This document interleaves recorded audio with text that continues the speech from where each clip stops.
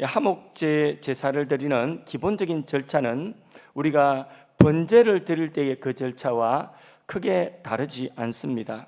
자, 이 화목제에 대한 설명을 잠시 드리겠습니다. 어떤 집에 불량한 아들이 있습니다. 허랑방탕하게 아버지 말 지질이 안 듣고 그렇게 아주 방탕한 아들, 사고치고 급기야는 이 깜빵에 드나드는 이런 아들입니다. 그래서 제 집 들듯이 깜빵을 드나드는데 한 번은 깜빵에 오랫동안 있으면서 그곳에서 이렇게 철이 들었어요. 이제 출소할 날이 점점 다가옵니다.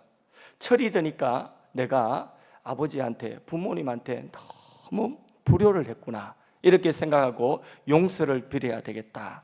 용서를 비는 편지를 아버지한테 보내는 것이죠. 아버지, 제가 이번에 출소하면 새 사람 되겠습니다. 그러면서 아버지가 저를 받아주신다면 집에 제가 갈 때에 앞마당에, 언제 출소하는데 앞마당에 그 있는 나무에 이 노란 손수건을 하나 걸어주세요. 이렇게 그것을 보고 아버지가 저를 받아주시는 표로 알고 제가 아버지 집에 문을 두드리겠습니다. 만일에 아버지가 저를 용서하지 않아도 저는 어쩔 수 없습니다. 제가 큰 죄인입니다. 그러면서 이제 그 노란 손수건을 하나 달아달라는 그런 부탁을 했습니다. 출소했습니다. 이제 고향집에 기차를 타고 달려가고 있습니다. 고향역 노래 아십니까? 코스모스 피어있는 정들은 고향역. 누가 달려나서 반겨주죠? 이쁜이 곧분이 반겨줘야 되는, 기쁜이 곧분이는 아니고 그런 것이 아니라 아버지 집에, 우리 집에 마당에 있는 나무에 노란 손수건 하나 걸려 있으면 아버지가 나의 그 진심어린 그 사죄를 받아주고 용서해 주는 것을 알고 아버지에게 문을 두드리고 들어갈 수 있을 텐데, 그 노란 손수건이 만약에 안 걸려 있다면 내가 이렇게 아버지를 참 정말 문할 짓을 한 이 부르자식 아버지가 안 받아준다면 나는 어디로 갈까? 마음속에 두근두근, 그렇게 이제 고향역이 다가오는데 그렇게 마음이 두근두근 하는 거예요. 그래서 이제 고향역에 기차가 서고 탁 내렸습니다. 내려가지고 집으로 가는데, 집으로 가기도 전에 벌써 고향역에 기차간에 내리자마자 집으로 오는 모든 그런 골목골목마다 뭐가 걸려 있느냐? 노란 손수건이 걸려 있고, 집 앞에 오니까 뭐가 걸려 있느냐? 그림 한번 봅시다. 집 앞에 오니까 온 나무에 노란 손수건을 다 걸어 놓은 것입니다. 아버지는 고향역에 아들이 도착해서 혹시라도 노란 손수건 안 걸었을까 걱정돼서 돌아갈까 싶어서 여기서부터 집에 오는 길까지, 집에는 온통 노란 손수건으로 다 달아놓은 것입니다. 그 아들을 보고 얼싸안고 기뻐서 그 아들을 영접하죠. 이게 뭐냐면, 이게 이 탕자와 같은 그 아들 돌아올 때에 기뻐하는 아버지의 기쁨, 화목제는 이런 성격인 것입니다. 그래서 화목제의 정의가 뭐냐면, 하나님이 그 죄인이 하나님께 돌아올 때에 용서하시고 그리고 그를 받아주셔서 하나님과 화목하는 그런 제사가 바로 화목제사인 것입니다. 하나님이 기쁘게 받아주실 뿐만 아니라 온 가족이 그 하나님의 기쁨을 함께 나누면서 온 가족들이 잔치하는 제사가 바로 무슨 제사냐? 화목제사인 것입니다. 제물로 제사를 드린 이후에 그 제물이 되는 고기를 함께 나누어 먹는 제사, 이게 바로 화목제사인데, 그렇게 함께 나누어 먹을 때에 그 제사가 완성되어지고 하나님의 자녀의 그 신분이 다시 복권되어지는 그런 제사가 화목제사의 내용이라고 하는 것이죠. 이 화목제사에 대한 완벽한 비유가 예수님이 들으신 비유 중에 하나가 있는데, 그 비유가 무슨 비유일까요? 아까 노란 손수건 제가 이야기한 것처럼 탕자 이야기가 이 화목제사에 대한 완벽한 비유인 것입니다. 그래서 탕자가 회개하고 아버지 집에 돌아올 때 아버지가 달려나가서 아들을 얼싸안고 입 맞추고 가락지, 아들의 신분의 가락지를 다시 끼워주고 새 옷을 입혀주고 뭐합니까? 소를 잡아서 잔치하죠. 화목이 이루어졌어요. 이는 내 죽었던 아들이 다시 살아 돌아왔다. 이는 내가 잃어버렸던 아들인데 다시 되찾았다. 그거죠. 그 기쁨이죠. 무슨 말입니까? 옛날 못된 아들, 그 아들은 이제 죽었다. 이제는 아버지의 마음을 이해하는 새 사람이 되어 돌아온 이 아들로, 이제 새로운 아들로 내가 얻게 되었다. 이런 뜻인 것입니다. 그래서 옛날 못된 짓 하던 그 죄짓던 아들은 이제는 죽었다. 그리고 새 아들이 살아 돌아왔다. 반항하고 내 멋대로 살던, 내 멋대로 행동하던 그 아들은 이제 죽었고, 대신 아버지를 사랑하고 아버지 마음을 이해하는 그 아들로 살아 돌아왔다. 그것을 함께 기뻐하자. 이게 바로 무슨 제사라고요? 화목 제사라는 것입니다. 이 화목 제사라고 하는 이 화목제는 원어에 보면 샬라임 이렇게 돼 있는데, 샬라임 뭐가 생각납니까? 샬롬, 맞아요. 샬롬. 샬롬의 제사인 것입니다. 그런데 원래의 그 샬라임이라고 하는 단어는 어떤 뜻이 있냐면 배상하다, 보상하다, 이런 뜻이 있는 거죠. 빚진 자가 빚을 갚고 빚을 청산했을 때에 이거 이제는 홀가분하다 하는 그 마음의 평화의 상태, 또 누군가에게 손해를 입힌 사람이 손해를 다 배상하고 이제 더 이상 어떤 요구를 받지 않는, 뭔가 요구받지 않는 그런 평안한 상태, 그걸 샬라임 이렇게 하는데, 거기에는 값이 지불되어져야 되는 거죠. 그렇죠? 빚진 것을 갚아야 되고 손해를 입힌 것을 배상을 해야 되는 그 값이 지불되어져야 되는 것입니다. 그래서 이 화목 제물 속에 바로 그 값이 지불이 되었는데, 이 화목 제사도 결국은 누구를 보여주는 것이죠? 예수님을 미리 보여주는 것이거든요. 죄짓고 하나님과 원수되었던 그 죄값을 누가 대신 갚아주느냐 하면, 예수님이 십자가에서 자신이 제물이 되어서 생명 피 흘려서 자기 몸으로, 자기의 생명으로 갚아주시는, 그리고는 이제 더 이상 갚을 것이 없어서 이제는 평화로운 상태, 하나님과 샬롬의 상태로 회복되어지는 그 십자가의 예수님의 그 대속을 미리 보여주는 그 십자가의 대속의 성격이 뭐냐? 하나님과 화목하게 하는 그런 성격을 가진 제사, 바로 그 화목 제사가 누구냐? 바로 예수님의 십자가의 그 화목 제물 되심을 미리 보여주는 것이라는 거죠. 그것을 요한일서 4장 10절에 이렇게 말씀하고 있습니다. 같이 한번 읽어보겠습니다. 사랑은 여기 있으니 우리가 하나님을 사랑한 것이 아니요 하나님이 우리를 사랑하사 우리 죄를 속하기 위하여 화목 제물로 그 아들을 보내셨습니다. 하나님의 독생자가 이 세상에, 하나님 아버지가 그 하나님 독생자를 보내셨는데 용도가 뭐냐? 용도가 무슨 용도로 보내셨다고요? 화목 제물되는 용도로 보내셨다는 것입니다. 할렐루야. 요한일서 2장 2절도 봅니다. 같이 읽어볼게요. 그는 우리 죄를 위한 화목 제물이니 우리만 위할 뿐 아니요 온 세상의 죄를 위하심이라. 우리의 죄로 인하여 하나님과 이게 죄값이 이게 청산이 안 된 거죠. 그런데 이 죄값이 청산이 안 되어서 하나님과 원수가 되어져 있는 이런 상태인데, 바로 화목 제물 되셔서 예수님이 우리의 죄값을 십자가에서 치르시고 이제는 값을 치룰 것이 더 이상 우리가 값을 치룰 것이 없이 하나님과 우리 사이 관계가 회복되어지는 그 제물의 역할을 예수님이 십자가에서 하셨다는 것입니다. 할렐루야. 이 구약 시대에는 제사 속에 감추어진 그리스도, 오늘 신약 시대에는 십자가로 드러난 예수 그리스도를 통하여 우리는 하나님과 화목되는 줄로 믿습니다. 자, 이 화목 제사를 드리는 방법을 앞에서 우리가 읽어봤죠. 그래서 레위기 3장에 보면 거의 번제 제사를 드리는 것과 거의 대동소이합니다. 일단 제물에 안수하고 제물이 죽고 피를 뿌리고 그리고 태우고 여기까지는 번제죠, 그죠? 그런데 번제와 좀 차이가 있는 몇 가지 화목제사만의 특징이 있어요. 그 특징을 중심으로 오늘 저녁에 잠깐 우리가 그 안에서 우리 기도 제목을 발견하고 기도하셨으면 좋겠습니다. 자, 먼저 여러분이 한번 찾아보세요. 자, 번제와 다른 특징을 한번 찾아보세요.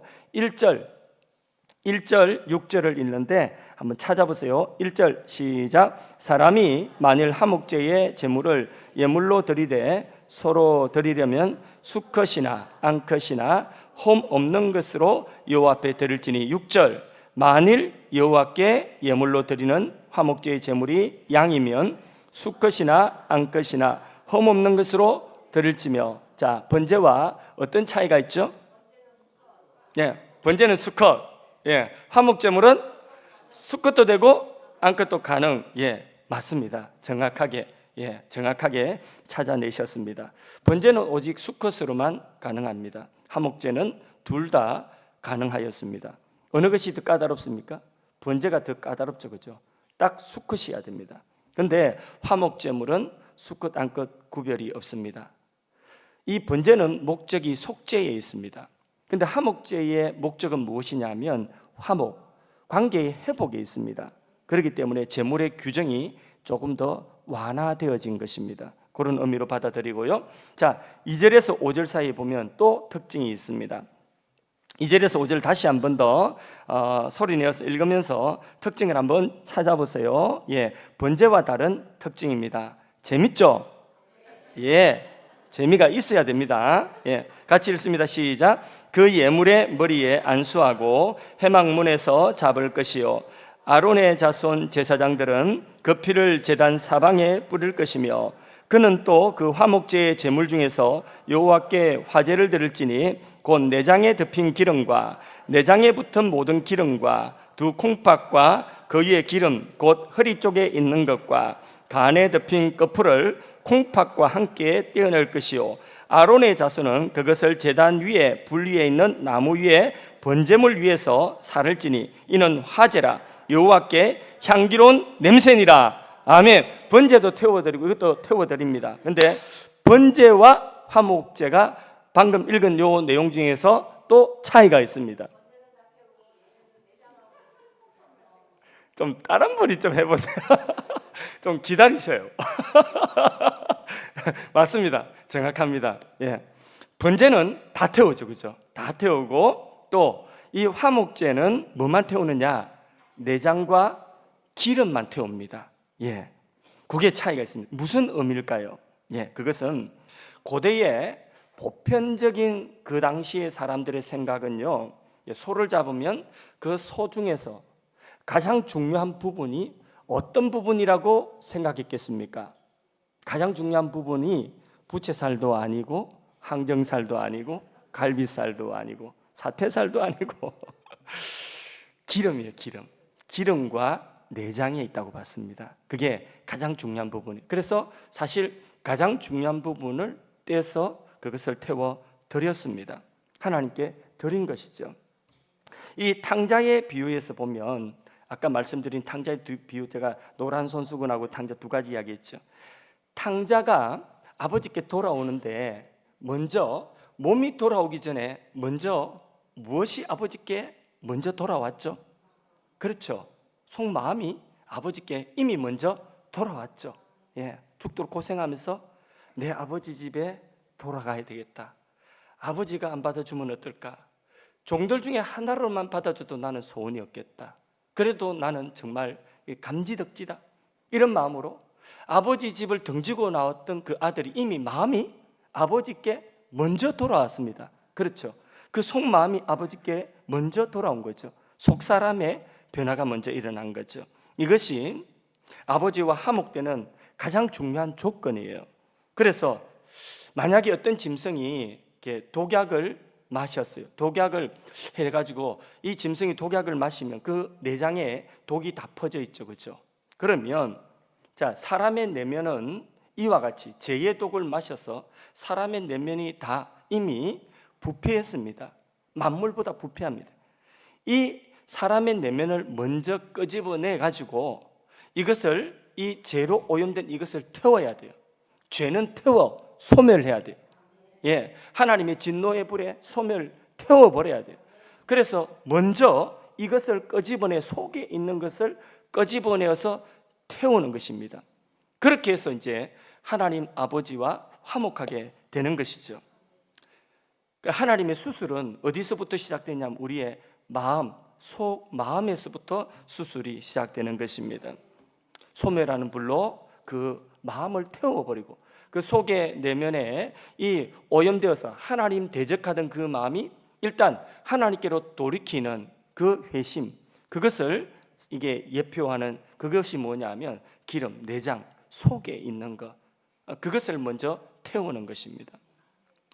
그래서 우리가 거듭나고 우리가 하나님 앞에 이제 하나님의 자녀로 변화되어지는 이 과정을 보면 그 사람은 그대로죠. 처음 내가 예수를 믿었어요, 그죠?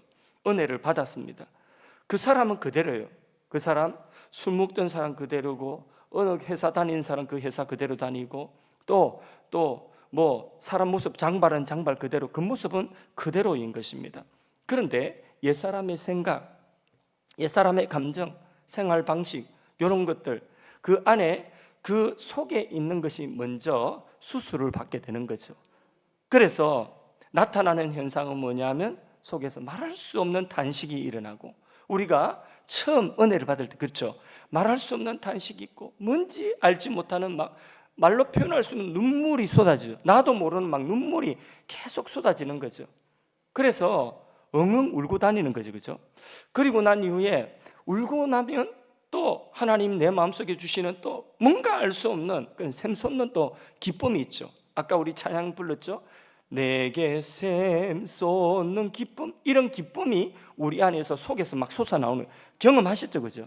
예, 우리 안에서 속 사람, 우리의 그 모습은 그대로 직장 다니던 대로 다니고 학교 다니는 대로 다니고 가정에서 주부로 그대로 있고 그대로 우리가 하고 있는 그대로 그 모습은 그대로지만은 우리의 속 사람이 태워지고 변화되어지는 것을 경험하게 되는 것이죠.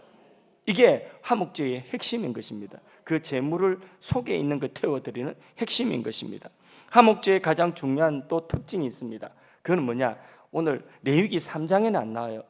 화목제가 어디에 또 보충되어 나오냐면 레위기 7장에 넘어가면 보충되어져서 나옵니다. 거기 보면 이 화목제의 가장 중요한 특징이 뭐냐면 마지막에 그 피는 뿌리고 고기를 나누어 먹는 것입니다. 제물의 고기를 그것을 번제단에 태우는 것이 아니라 제물의 고기를 함께 나눠 먹는 것입니다. 당시에 고기는 늘 먹을 수 있는 그런 음식이 아니었습니다. 근데 놀랍게도 죄인이 함께 하나님 앞에 돌아와서 하나님께 돌아오는 그것이 바로 고기 먹는 날이에요.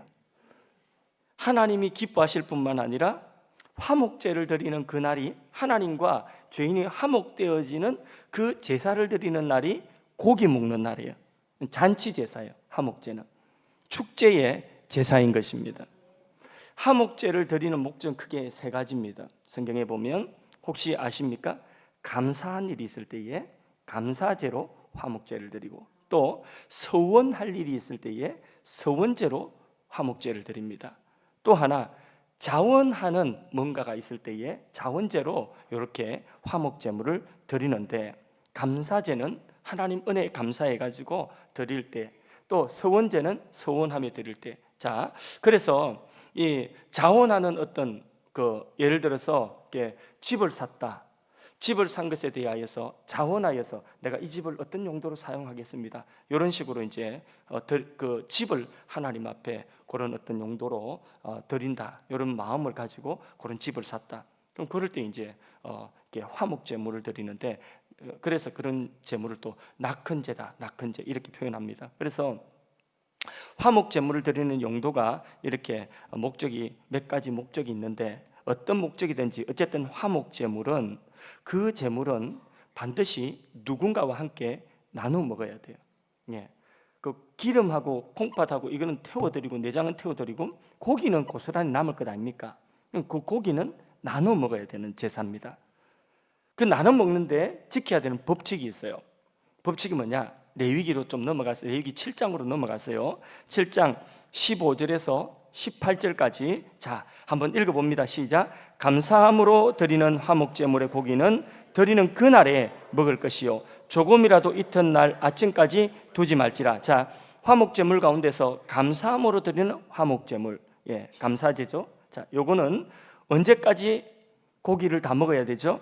예, 그날 다 먹어야 돼요. 다음 날까지 남겨두면 안 돼요. 그 다음에 16절을 씁니다. 그러나 그의 예물의 제물이 서원이나 자원하는 것이면 그 제물을 드린 날에 먹을 것이요 그 남은 것은 이튿날에도 먹되 그 제물의 고기가 셋째 날까지 남았으면 불사를지니. 자, 여기에 서원제나 자원제일 경우에는 그 다음 날까지 제물을 나누어 먹어야 됩니다. 자, 그 다음에 18절 읽습니다. 만일 그 화목제물의 고기를 셋째 날에 조금이라도 먹으면 그 제사는 기쁘게 받아들여지지 않을 것이라. 드린 자에게도 예물답게 되지 못하고 도리어 가증한 것이 될 것이며 그것을 먹는 자는 그 죄를 짊어짐이라.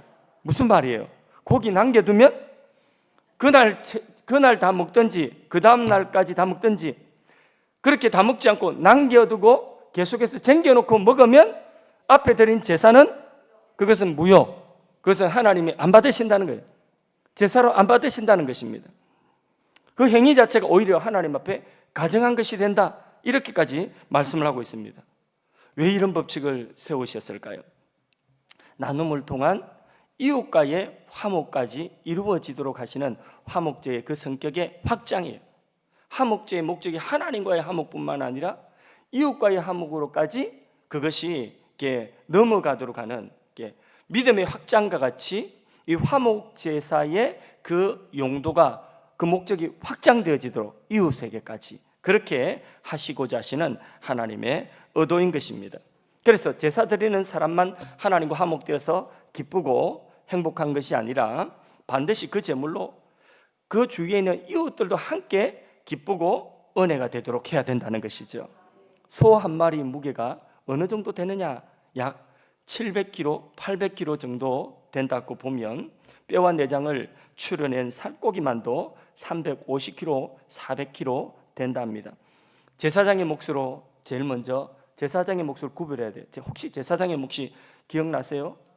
예, 제사장의 몫은 무엇이냐면 이렇게 가슴과 또 뒷다리 하나, 이렇게 그걸 갖다가 미리 제사장의 몫으로 그거는 먼저 수지로 떼고 그 다음에 남는 그것도 최소한 300kg, 500건 이상이 되는 고기입니다.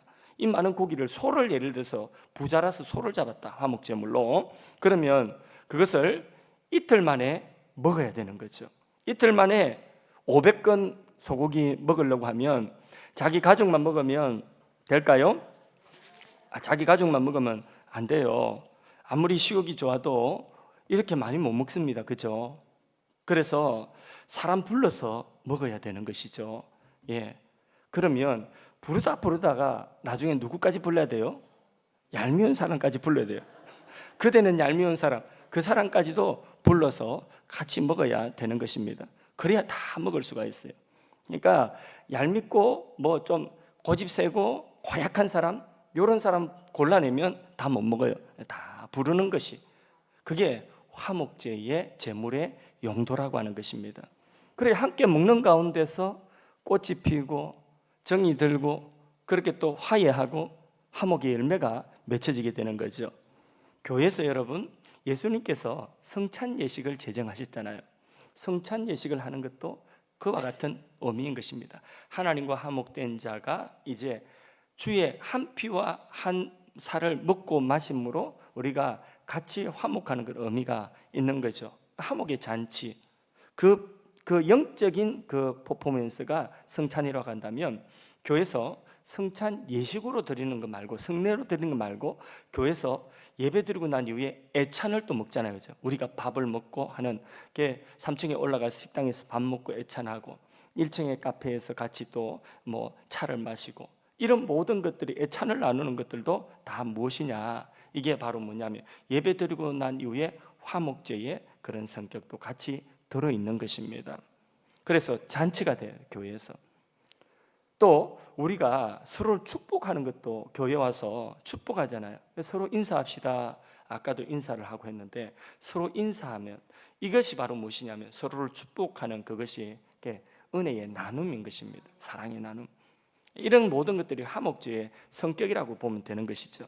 이렇게 하나님께서는 그 제사가 하나님과의 화목으로만 끝나는 것이 아니라, 화목제의 제사는 바로 이웃과의 화목으로 그렇게 연결되어지고 확장되어지기를 원하시는 것이 화목제의 특징이다.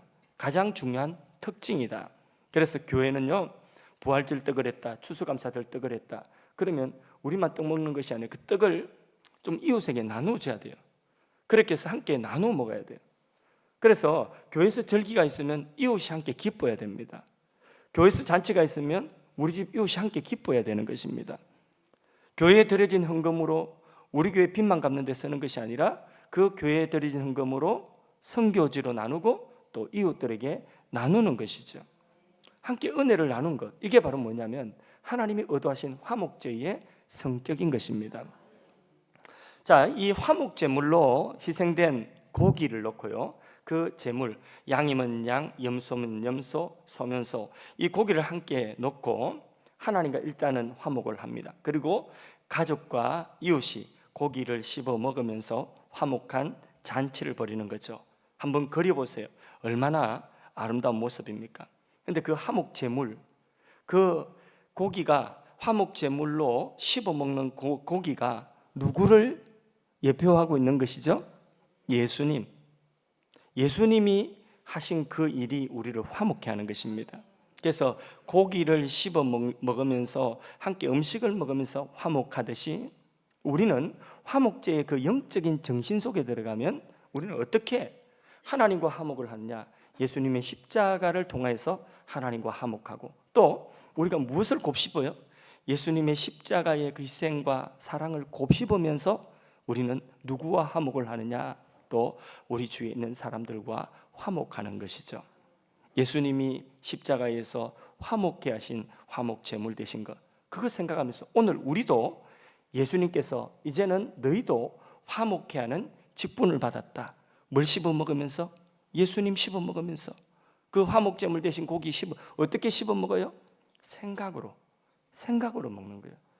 우리는 성찬을 생각으로 먹거든요. 믿음의 생각으로 예수님의 십자가를 생각하면서, 그게 뭐냐면 화목제물 고기 씹어 먹는 거예요. 그래서 예수님 생각으로 씹으면서, 그러면서 예수님 생각하면서 화목하고, 예수님 생각하면서 끌어안고, 이렇게 할 수 있는 것이죠.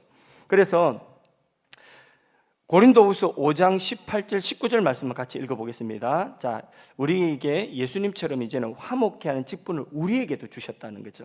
같이 읽어봅니다. 시작. 모든 것이 하나님께로서 났으며 그가 그리스도로 말미암아 우리를 자기와 화목하게 하시고 또 우리에게 화목하게 하는 직분을 주셨으니 곧 하나님께서 그리스도 안에 계시사 세상을 자기와 화목하게 하시며 그들의 죄를 그들에게 돌리지 아니하고 화목하게 하는 말씀을 우리에게 부탁하셨느니라. 아멘.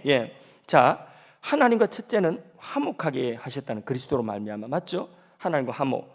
그리고는 우리에게 화목하는 직책을 주셔서 이제는 세상을 하나님과 화목시키는 그 일을 우리에게 맡기셨다는 거죠. 어떻게? 다른 사람들을 하나님과 화목케 하는 그 일을 맡기시고, 어떻게? 화목케 하는 말씀을 통하여서 우리에게 이 화목의 직책을 부탁하셨다 이렇게 말씀하고 있습니다. 그래서 우리는 모두가 하나님이 우리에게 맡기신 사명은 뭐냐면 화목케 하는 직책이다. 할렐루야. 그래서 이 말을 영어로 하면 피스 메이커, 그죠? 또 내가 하여튼 영어만 쓰면 사람들은 못 알아들어요, 희한하게. 사투리는 다 알아들으면서 내 영어를 못 알아들어요. 피스메이커. 예. 화목케 하는 직책, 화목케 하는 사람 되게 하셨다는 거죠. 누군가 하나님과 멀어졌어요. 자, 우리 성도 가운데서 누군가 하나님과 멀어졌어요. 그래서 김 집사님이 그 사람 찾아갔어요. 그리고 그 사람 만나서 뭐 어때 쑥덕쑥덕 하다 보니까 그 사람이 다시 기도 자리로 나왔어요. 그럼 그 김 집사님이 하나님과 멀어진 그 사람 사이에 뭐가 된 거죠? 화목케 하는 직책을 감당하는 사명을 감당한 것이에요. 그렇게 해야 돼요. 거기에 소요된 에너지, 거기에 소요된 기도, 정성, 시간, 밥값, 커피값, 화목제물, 화목케 하는 직분을 감당하는 데 필요한 화목제물 된 것이죠. 예, 그렇게 돼요. 근사님 두 분이 사이가 안 좋아요. 그래서 둘이 보면 하여튼 별로 안 좋아요. 예. 이 두 사람의 마음이 심히 나누어져 있습니다. 그 사이에 김 집사님이 들어갔어요. 그리고 이게 만나서 이야기를 하는데 요 근사님 만나고 저 근사님 만나 이야기하는데 그러면 이 두 근사님이 이 김 집사님으로 인하여서 관계가 회복이 되어졌어요. 그러면 화목케 하는 직책을 그 김 집사님이 감당한 것이죠. 만일에 그렇지 않고 둘 사이가 괜찮은 사이인데 근데 김 집사님이 들어가가지고 이 근사님하고 이야기하면서 쑥덕쑥덕 하다 저 근사님하고 이야기 쑥덕쑥덕 이렇게 해가지고 그걸 멀어져 버렸어요. 그러면 그건 어떻게 화목케 하는 직책이 아니라 이거는 분열하게 하는 그 마귀에게 충성된 종이 된 거죠. 예. 그래서 내가 들어가서 그 사람이 교회와 멀어졌다. 내가 들어가서 그 사람이 예를 들어서 뭐 이게 어떤 누구와 멀어졌다. 그것은 하나님의 역사가 아니라는 거죠. 우리 아들이 하나님과 지금 멀어져 있어요. 그러면 우리 아들이 하나님과 멀어져 있거나 아니면 교회와 멀어져 있어요. 아니면 교육 부서와 그 아들이 멀어져 있어요. 그럼 엄마가 끼어들어서 엄마가 그 아들하고 이렇게 저렇게 이야기를 했는데 그 아들이 다시 교회를 나오고 그 아들이 다시 교육부서에 유초등부에 나오고 중고등부에 나오고 이렇게 하면 그 엄마가 무슨 직책을 아들에게 감당한 거죠? 화목케 하는 직책을 감당한 것이 되는 것입니다. 자, 말씀을 맺습니다. 화목제물, 화목제사 이해가 되시죠? 그죠? 화목제사가 하나님과 화목에서 그 하나님의 의도는 이제는 그 공동체 안에 이웃과의 화목으로까지 요게 이제 같이 기뻐하자. 하나님 같이 기뻐하자. 이거거든요. 예. 그 이해가 됐죠. 그리고 이제 그것이 오늘 누구에게까지 이제 우리에게까지도 화목케 하는 직책을 허락하여 주셨다는 거죠. 그래서 화목케 하는 직책을 우리가 감당해야 된다. 말씀을 맺습니다. 먼저 하나님과 화해해야 됩니다. 탕자와 같이 회개를 통하여서 하나님과 화목하게 되는 것입니다. 회개의 중심에는 화목제물 대신 예수님이 계신 거죠. 예. 다음 화목이 필요한 대상이 누구인가? 그 누군가와 화목을 해야 되는 것입니다.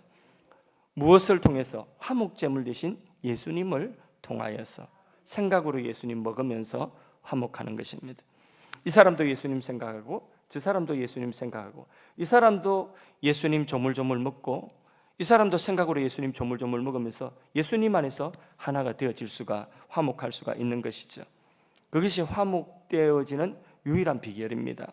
더 나아가서 하나님과 등지고 멀어진 하나님께로 돌이키게 하는 화목케 하는 직분을 우리가 감당해야 되는 거죠. 그래서 멘토, 리더들, 새가족 섬김이 사역, 이분들이 그 상대방들을 그 대상들을 하나님께로 교회로 공동체로 뭐하게 하는 직분이죠?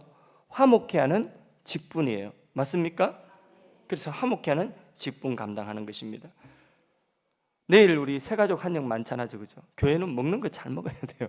그래서 교회는 먹는 거 잘 먹고 제가 혹시라도 설교 시간에 어떤 때는 하나님이 은혜를 안 주실 때가 있어요. 저를 통하여 은혜가 흘러가지 않을 때 있습니다. 그러면 예배 후에 밥이 맛있으면 다 용서가 돼요. 그래서 맛있게 밥 먹고 애찬 나누고 서로를 축복하고 그렇게 하는 거죠. 예.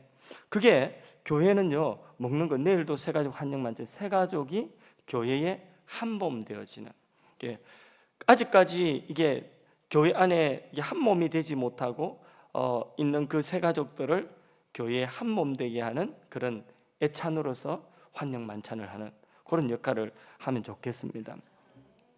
이렇게 우리가 누군가와 누군가의 사이에도 들어가서 이렇게 갈라놓는 것이 아니라 화목케 하는 그 직책을 감당하는 그 화목제의 그 정신, 하나님의 그 정신이 그대로 우리의 삶에도 실현되지기를 주님의 이름으로 축원합니다.